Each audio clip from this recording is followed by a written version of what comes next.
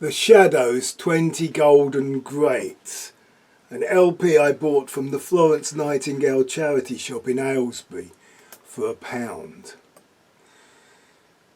I just about remember pop music before the Beatles. Us little kiddies had the TV to ourselves once the test card had finished just before 5. We had a nice lady called Muriel Young who spoke to glove puppets called Ollie Beak and Fred Barker. And sometimes Bert Weedon would show us his guitar and what he could do with it. I went to infant school play dates where each home had a big gramophone, a solid piece of furniture. There would be very few LPs, but there was usually Rock Around the Clock and something by Cliff Richard and the Shadows. Hank Marvin was Britain's first guitar hero if you don't count Bert Weedon, but he was also the first sidekick. He was Cliff Richard's on-stage best mate and comedy partner. Hank also had his own sidekick, Bruce Welch, the rhythm guitarist.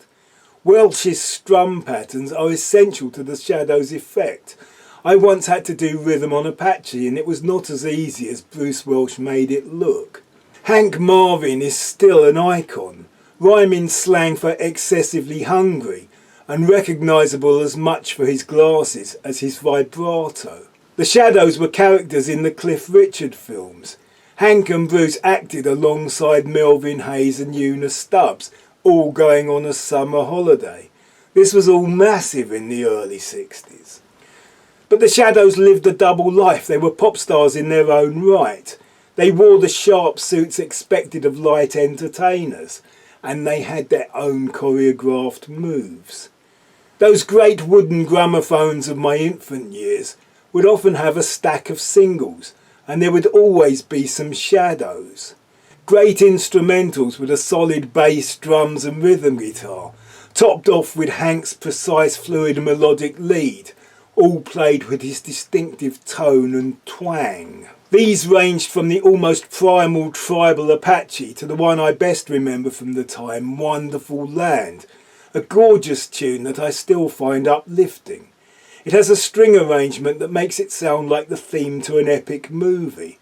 And it has a staccato section with a perfect echo effect, bringing it back down to rock and roll earth. Later in the 60s I would collect Jumble for the Scouts, and there were always Shadows singles which we played on the big wooden gramophone in the Scout hut. I remember Dance On and Kon-Tiki, instrumentals that still sounded great when the other early 60s records sounded dated.